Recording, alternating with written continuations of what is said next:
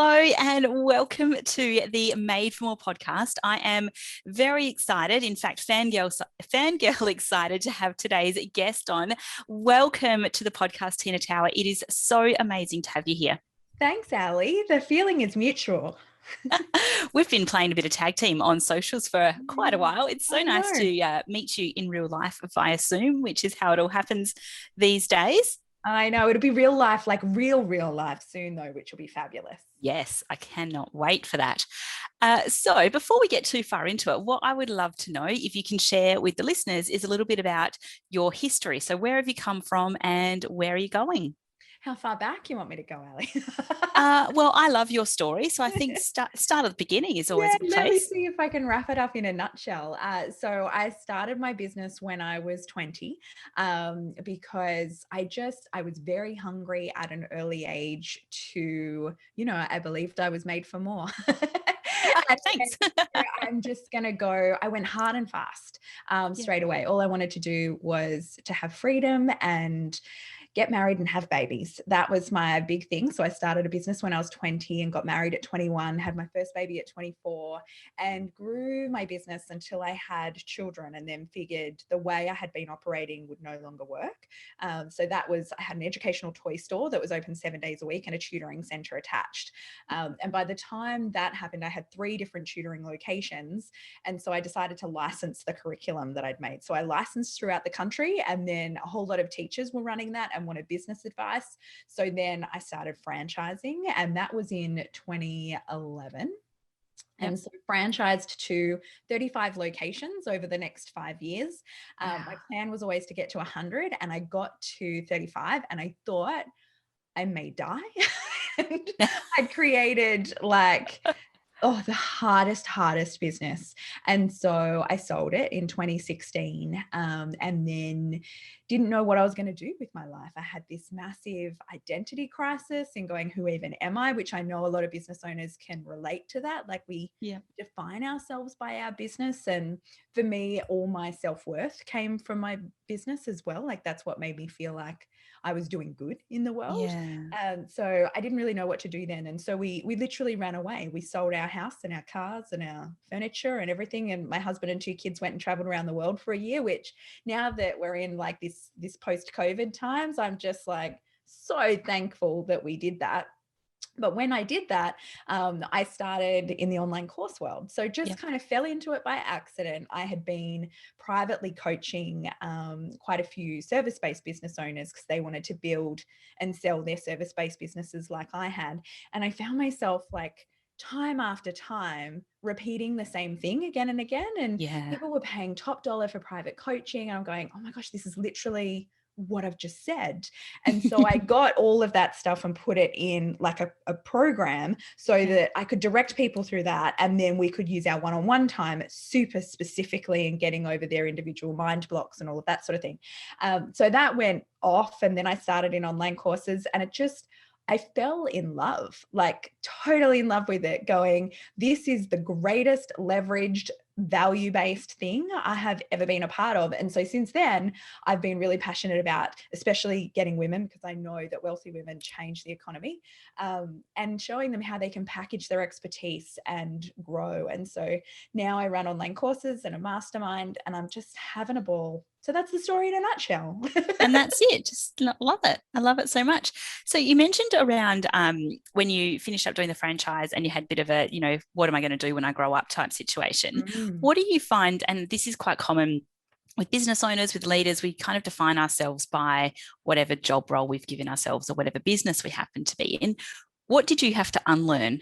Well, a lot of it was like drawing my self-worth from the business. I felt like I was useless without it. I went from, it was very highly stressful and charged, and my phone was ringing from 7 o'clock in the morning till 8 o'clock at night, and everyone needed me and wanted me. And, as stressful as that was, it was kind of like this situation where I was very integral to the operation of everything. And then literally I had to hand in my computer, my phone, like I couldn't keep my email, my phone number, nothing. And so the next day I woke up and it was just like nothing.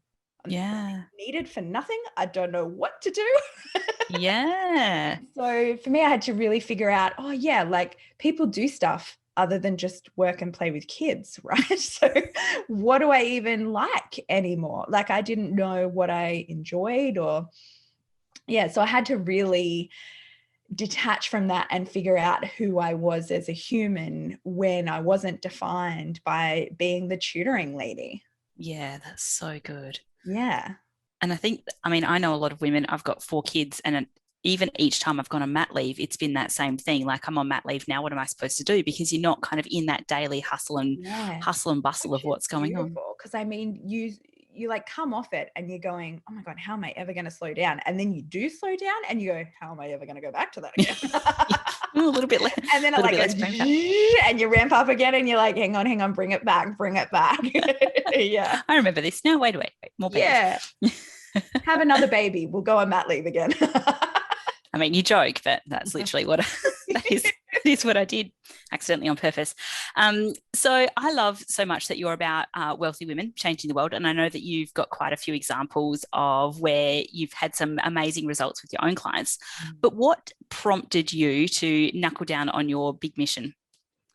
Yeah, well, so many things. And, I always get the question, like, why women? Why not women and men? Why not both? And the thing is, especially in franchising, I was the only woman in a lot of rooms. Most franchisors in Australia were men aged between 55 and 65. So I was always like, I bounced in. I started franchising when I was 27, like this colorful rainbow girl, just going, hi guys. And they just looked at me like I was a twit. Yeah. And I know in a lot of different circles, I did my AICD course to become like certified for boards in Australia. And again, this whole world is just saturated with men at the top. And it's because women lead very differently. But when women are in those positions, oh my gosh, the emotional intelligence we have and the intuition we have, and then what we do with the money that we make is so different to men. Yeah. And so I really wanted to do that. And also, I've got this beautiful life where it doesn't fit into a box very much. So like, I don't work full time. My husband doesn't work full time. My kids like come and go, like they wouldn't say they've got a primary parent and not, like, it's just, and so many women talk to me and go, how do you do that? Like, how do you actually have a business? And so many women that I worked with would get their businesses to a good level of profit, like 100,000 a year, 200,000 a year, and then go, you know what? Life is good. I'll leave it like this because I don't want to sacrifice my lifestyle to get to that next level. And I'm going, this is where it all stops. Like, women own more businesses than men, but they're nowhere near as profitable because women get to this level and then go, I'll just sit here and not lose my life, whilst men are like catapulting into the stratosphere. And so I wanted to be an example of going, actually, you can go that next level and not lose your life, because it's really important. Yeah. Absolutely. And I think it's one of those things when you're women and you're trying to juggle this #mental load and do all the things and kill it in business and slay it at home and like somehow keep your house tidy and like have time for. It's just all unrealistic expectations. Totally. It's totally. Yeah. I mean, I'm a spoiled shit in some ways in going, like, I do the parts of life I love. I don't cook, I don't clean, I don't do laundry. That's amazing. Do all the fun bits and outsource the rest. And a lot of women that I talk to go, oh, I'd love to do that, but oh my gosh, I wouldn't like they feel like almost naughty at even thinking that that's possible. Whereas I'm like, why? Like, just, I mean, if you love it, some people love to cook, like have at it, but you've got to do the parts that you enjoy, and you can if you just decide to. So yeah. And you don't get in business to not be able to make those choices, right? Yeah, that's what I figure. Yeah. Yeah. Love it. I'm big on outsourcing stuff that I don't like doing either. I'm not much of a house cleaner. If I could find a laundry person, I think that'd be next on the list. I love the organization part of it. I don't like the cleaning part of it. So I love a good, like, when you pull out all the drawers and you organize and label everything, that's like my sweet spot, but I don't like the daily clean. Yeah. No, that's boring. Lemon, boring. So one of your big missions is around 100 women making $1 million by when? 2025. 2025. And are you on track for that? Yeah, I think we'll get, so her Empire Builder, which is my mastermind, which was designed to help facilitate that mission, is nearly a year old. So it hasn't been going for very long. We've just had our first members doing 6-figure launches in a row. So that is very freaking exciting. We've had people that have had no background whatsoever start brand new businesses that are launching and having 5-figure first launches. So it's going really well. And I think we'll have the first 3 or 4 people hit $1 million next year. And then it will all just, I know, it's so cool. Congratulations. That's amazing. Well, it's them taking massive action is the big thing. So it's a combination of both. I mean, I'm pretty awesome and brilliant at what I do.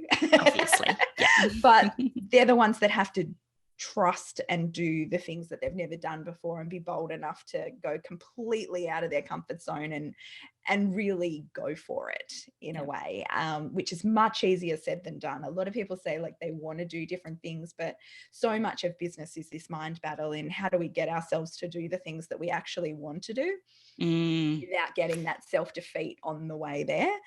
So when I see people do that and overcome that, like it's just, this is what I mean when I say, like, I've never had so much fun in business. It's just fantastic. And what I see is as women do better and better, they're hiring other women. So they're like growing all of this. They're having flexible work arrangements for their staff. So it just helps everyone. They're very philanthropic. They do all of these amazing things. And it's just, I just love it. We're just making the world a better place.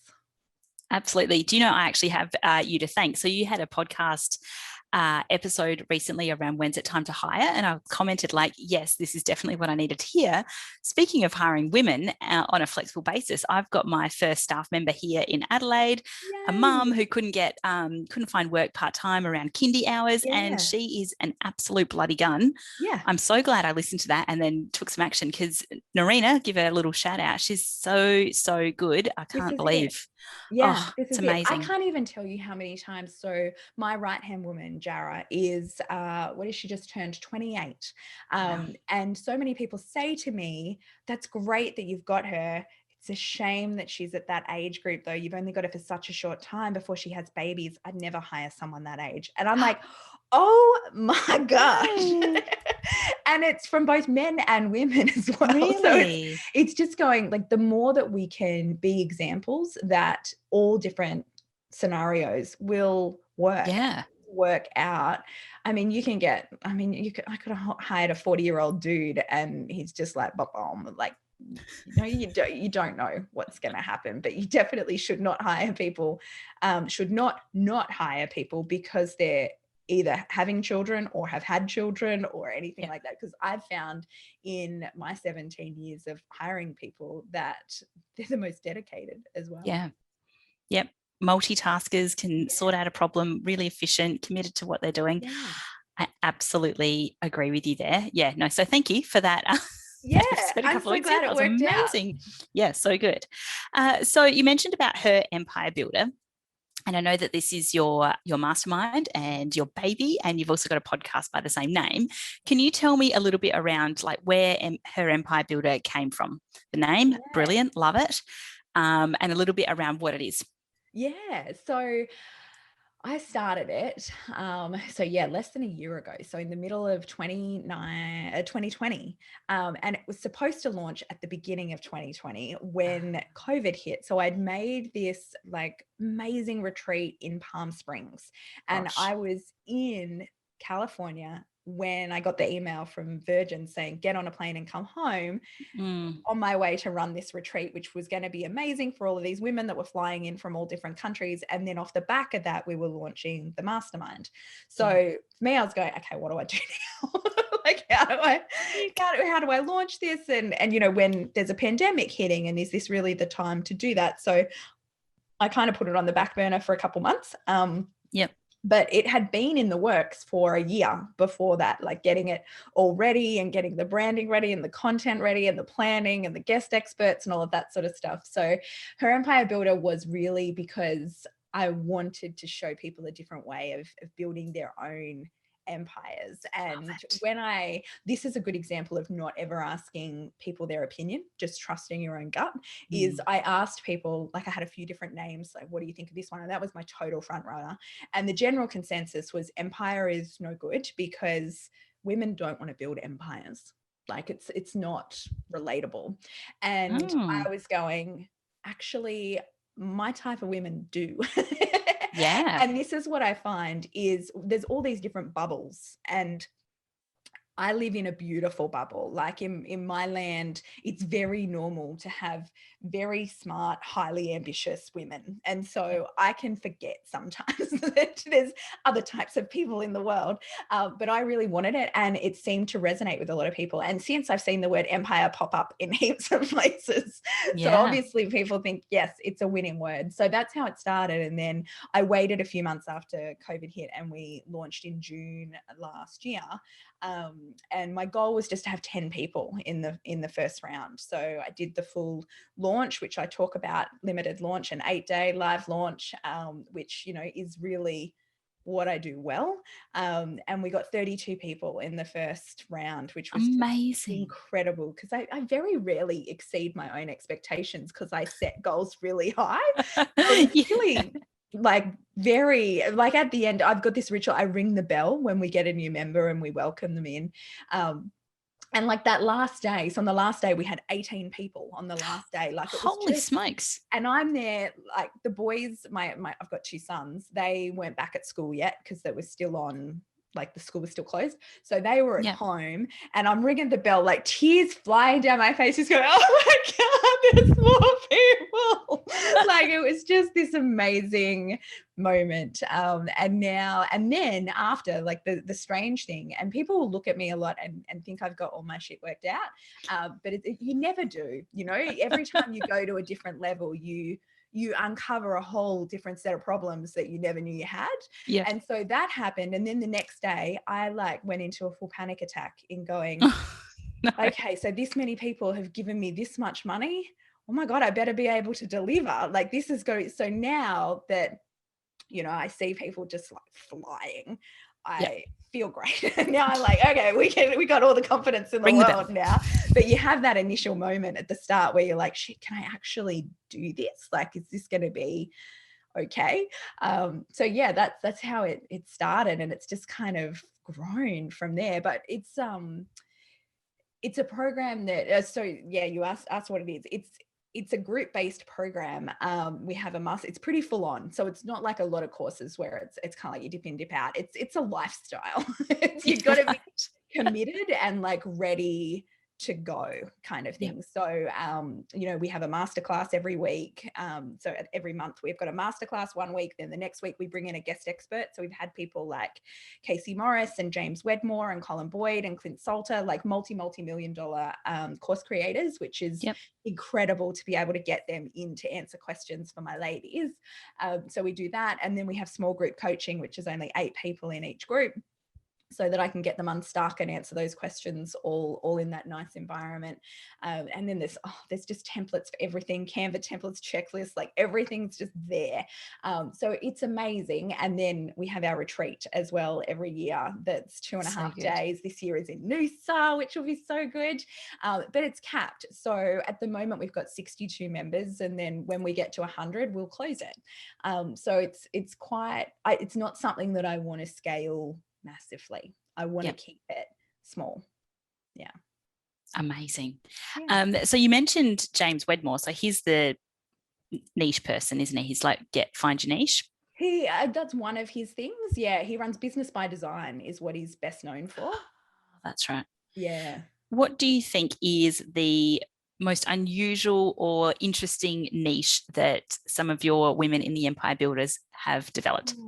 Oh, there's so many different types. Like, we've got fitness courses for prenatal. We have self-love school. We have financing for millennials, like how to improve your finances. We've got, I don't know if I can swear on this one, un-F motherhood is one of them. Like, there's all different types. And we've got some people with memberships, some people with courses, some that are like high-end premium price, some that are like the Style Squad that's low price, high volume, like that teaches you how to dress for your shape and your color type and all of that sort of thing. Like it's just, cool. we've got a really eclectic mix of businesses all doing online programs on Kajabi through personal brand. So that's like the umbrella. Yeah. That's amazing. So, I mean, COVID was like a blessing and a curse, right? Pain in the bum for many, many people, many, many businesses, travel, the whole rest of it. But have you noticed that there's a lot more of an appetite these days for online courses, or where do you think? Do you think it's accelerated people's tolerance for online courses or appetite for it? Yes. Well, I mean, there used to be like, I think you'd be hard pressed now to find someone that doesn't know how to use Zoom. Like it just went off. Yeah. And I haven't stopped being thankful that, all I could think when it happened was, had it happened 2 years ago and I owned 35 tutoring locations with 120 staff, like, that's just hard. And so many people were in such a difficult position that we had, at that time we were building websites as well. So we were building people's Kajabi sites and I'd consult and help them build out their courses one-on-one and get that all done. And we built 17 sites in that 1 month after COVID hit, because we had so many people ringing and I was like, we're full, like I can't possibly do any more. And they were saying, Tina, like you're the person everyone said to go to, because there wasn't that many people in the industry. And I was like, we can't do it. And people were going, well, if I don't get online by the end of this month, I simply can't pay my mortgage. Like I have to get online. And so my husband and I were just there, like from the second we woke up to the second we went to bed, just on the computers, just going our hardest. But I did not mind that for a second, because I just felt so thankful that we had a business still. Oh my goodness. Yeah. But yes, we were in a perfect position to be able to fly from that. Yeah, that's amazing. And I think, I'm noticing that there's a lot more of a tolerance now for online and Zoom, and everyone knows how to get on, and most use words, you're on mute. So I think it definitely opens up a lot of opportunities for people that hadn't ever considered online as well. Yeah, for sure. Yeah. So you've been in business, building businesses, selling businesses, creating franchises since you were 20, which is amazing. And you've packed up all of that unique wisdom of your very own learnings over that time. And you've got a very exciting book that is coming out, about to launch. Can you tell me about it? Yeah, so $1 Million Micro Business is actually, I was talking with Jara, my EA, like just before this, so she asked a question about something that one of our customers had asked, and I was like, oh, I think that's in there. And then we flicked to the glossary of the book and like flicking in going, oh my gosh, it's like so much that I know packaged in such a beautiful thing. So yes, good. It is. I wrote the book because it's the beginning stages. So I want to work with people in courses and masterminds and that sort of thing that are like there and ready to fly. But it's really hard at the beginning to know where to start and how to actually get that done. So I thought I'll put that all into a book so that it can be really far reaching, because at the moment, course creators that know how to create courses don't write books, they sell courses, because you make a lot more money from courses than you do from writing a book. But I love books. I just love them. There's something about a book that's pretty magical. And so I wanted to put it in there and go, you know what, for $29.95, you can have everything that you need to get started and be on your way to creating a 7-figure business with a few people a year on your team. So it's a concept that I'm very passionate about, because it's one that until I did it, I didn't think it was possible. I would see people talk about it and go, bullshit. Yeah, I hadn't heard about it until you started talking about it. It was just, I had been in business for such a long time doing time for money, and I didn't really it was leveraged, and I scaled massively, but it was still very you worked for every dollar.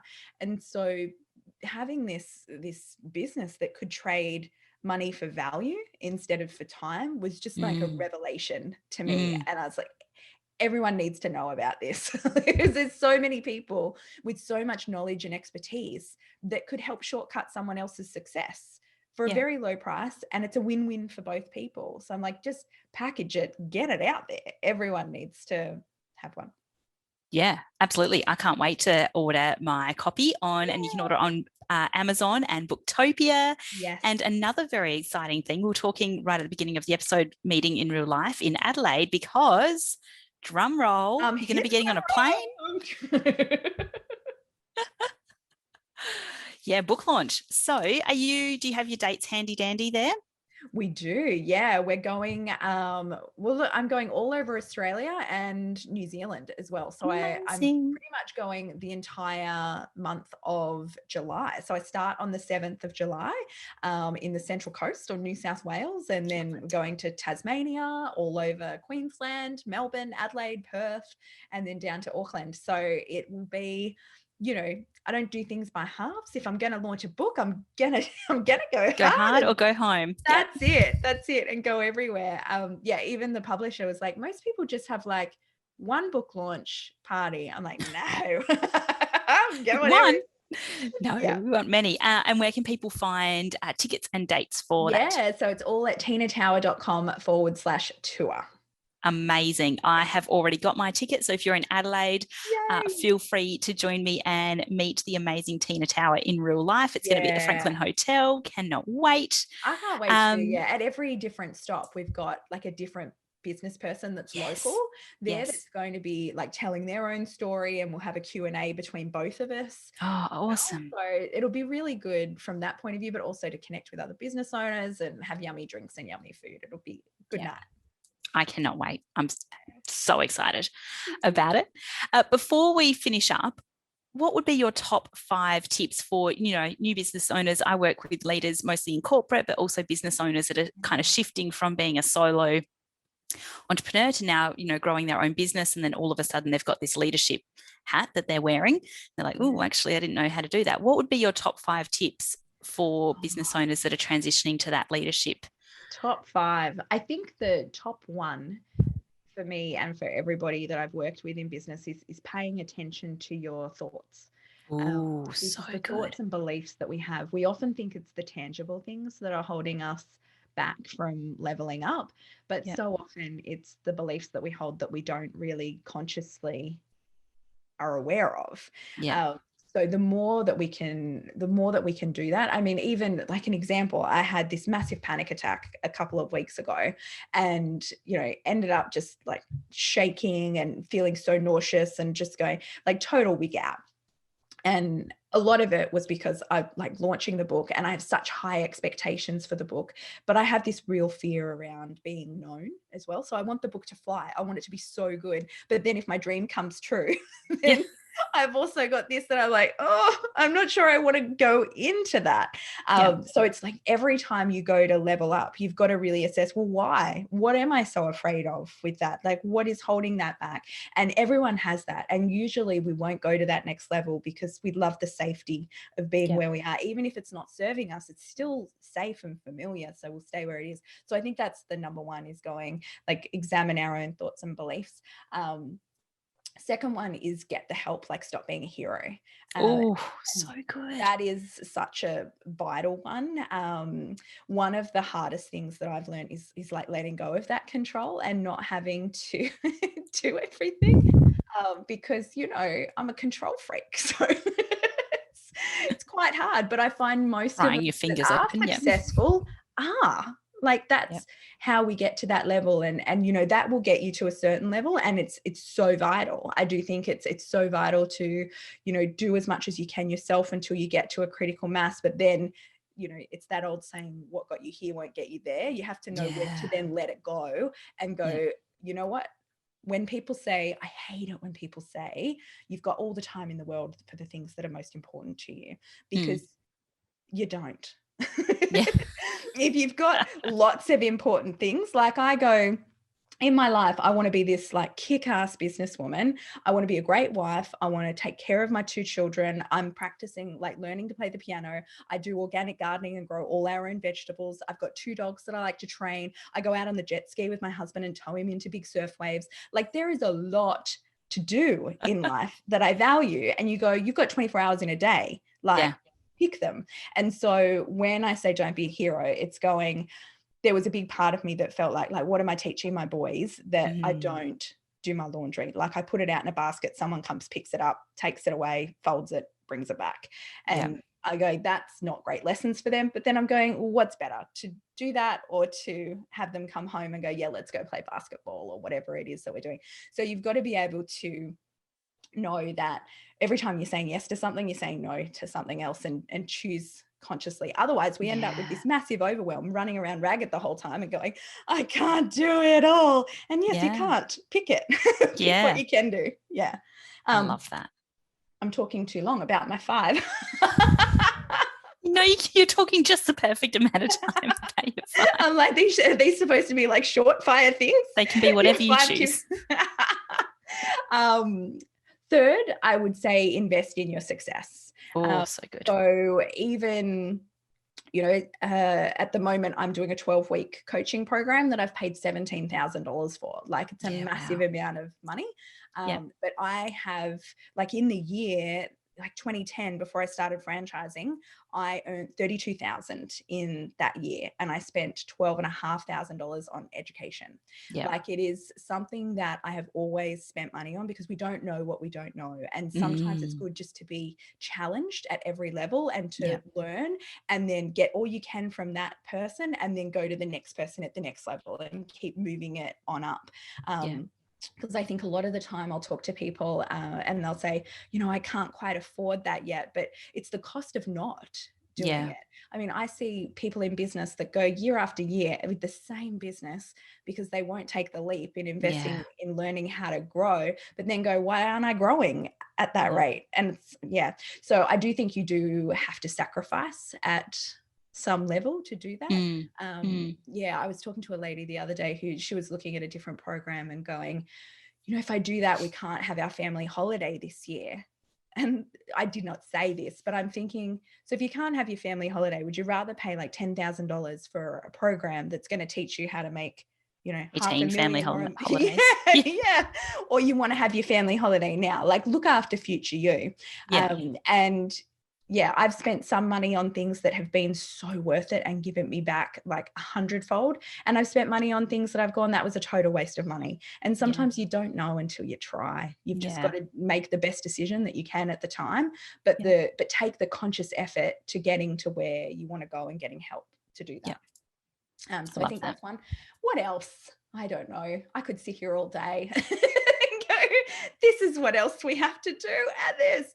I think investing, I think being really smart with your money, like reviewing your key metrics all the time.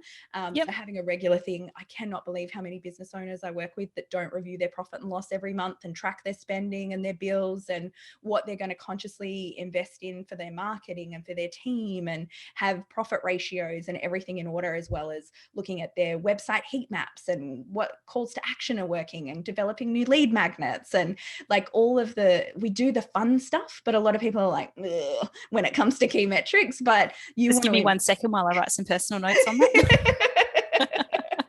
But it's like, if you want to improve, if you want to move that needle, you got to know what you're improving. And it's it was like a really old saying that I think it was, I don't know if it was Anthony Robbins or who said it, but what is tracked and measured is grown. And that was one that, made so much sense to me. And it's only through doing that. Like I can look at we have Hotjar on our Kajabi website, which shows us exactly what people are clicking on, how long they're staying on different things, where they're clicking off, all of that sort of thing. So each month I look at that and I try to improve our results 1 to 5% on every page result every month. Yeah, wow. And that doesn't sound like much, but accumulative, and this is what we do, is accumulative. That can be my number 5. It's consistency over time. Love it. So, it's doing small things. It's the same with exercise, which I really wish wasn't true, because I don't love exercise. But it's like, when you go into something and you're all fired up and you're like perfect for a month, and then you just like January. You mean January? Yeah, I mean January. And then, but you always get overtaken by the person that's slow and steady and just consistently doing the right thing over years and years and years. And the same thing is with business. It's what you do when no one's watching that counts the most, and being able to go, you know what, I'm going to make those tiny incremental 1% changes, because if I keep doing that, it's not hard. It's so easy to just be that little bit better than you were before.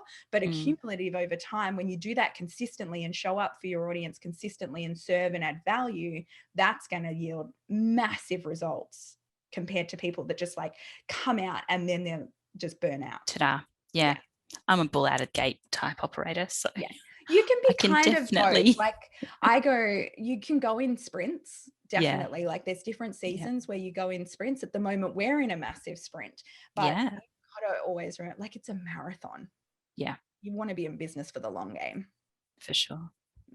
That's amazing. I love that. So pay attention to your thoughts and beliefs, get the help and stop being a hero, invest in your success, be smart with your money, and consistency over time. Some very solid top 5 tips. Thank you so much, Tina. I've absolutely loved having you on the show. I'll put all of the links for what we've talked about today in the show notes, and make sure you check out Tina Tower on the socials, and of course order her brand new book, which is $1 Million Micro Business, and jump on the tour.